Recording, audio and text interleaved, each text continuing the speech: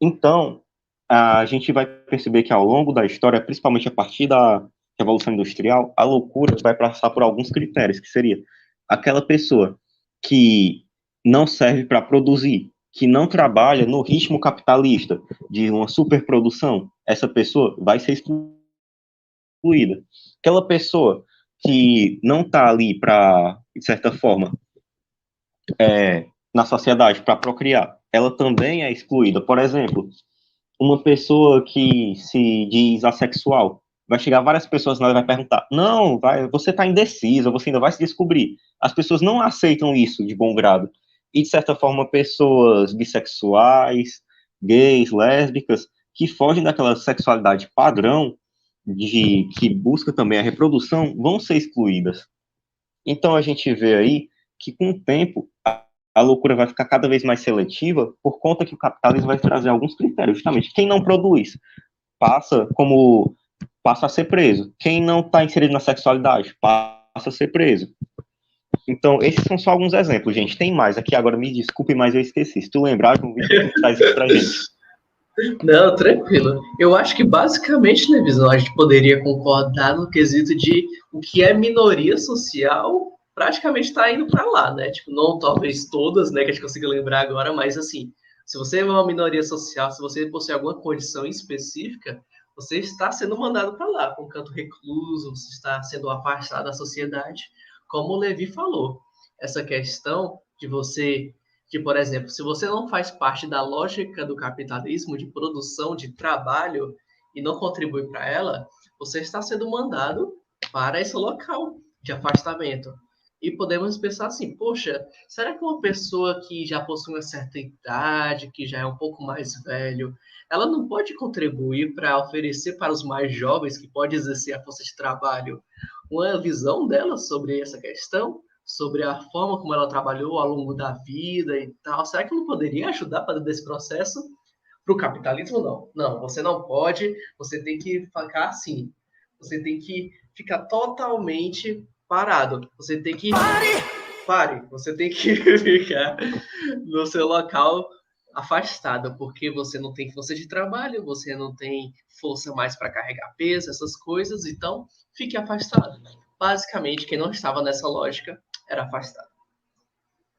Justamente. E a gente vê, basicamente, gente, até traçando um paralelo com a nossa realidade hoje em dia, a gente basicamente vive numa fábrica de produção do normal, onde certas coisas passam, certas coisas não passam, e o ideal para o capitalismo hoje em dia, para o liberalismo, neoliberalismo, é que todo mundo faça parte de uma linha normal. E o que excede isso ou do que ficar abaixo disso vai para fora. E a gente entende isso, trazendo até um dado aqui para vocês, que eu vi recentemente, de que hoje em dia, para você ser diagnosticado com depressão, gente, basta 2 semanas com sintomas depressivos, você é diagnosticado com um transtorno depressivo maior. Então, você hoje em dia não tem espaço, de certa forma, para o sofrimento, para ser um pouco diferente, para ser do seu jeito. Você tem que ser de um jeito que essa sociedade impõe. Você tem que estar sempre buscando a produtividade, buscando aquele prazer imediato, porque isso vai fazer essa sociedade capitalista rodar, continuar continuar existindo. Então, tudo que vai uma pessoa que não trabalha desse modo é mandado para fora. E a gente vê aí em vários casos onde, por exemplo, o Holocausto brasileiro, pessoas indesejadas, como por exemplo o João Vitor falou, no Holocausto brasileiro, por exemplo, crianças deficientes eram mandadas para lá, não necessariamente crianças que tinham alguma questão intelectual, mas apenas deficientes físicas. Ou então, por exemplo, esposas que o marido não queria mais eram mandadas para lá também. Então, com o tempo, a gente vai vendo essa questão dessa capitalismo que vai expulsando tudo que é diferente dessa produção de um normal. Total. Era um ideal muito específico nesse que tu está conversando sobre o Holocausto brasileiro. Eu já vi depoimentos de pessoas que eram tímidas e que foram mandadas para lá. Olha que coisa, tipo assim, pessoa que é tímida foi mandada para lá justamente por essa condição. Tipo assim, será que era o local devido? Acho que não. E assim, o Holocausto Brasileiro é um tema tão polêmico, tanta coisa que a gente pode falar sobre, um episódio específico sobre seria legal também, né? Vamos ver pro futuro, quem sabe? E, Mas, e diga cara, aí.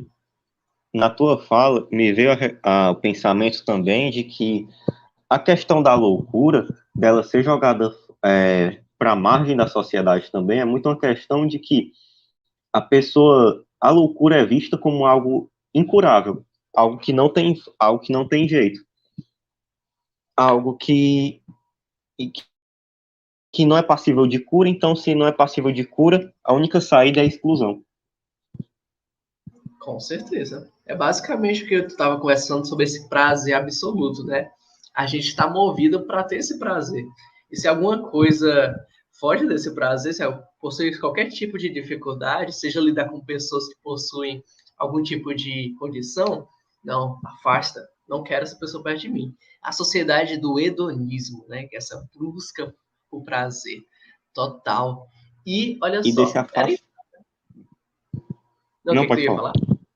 Não, não pode falar. Ah, enfim, aí continuar entendendo, na verdade. Mas qualquer coisa tu complementa quando tu for falar também.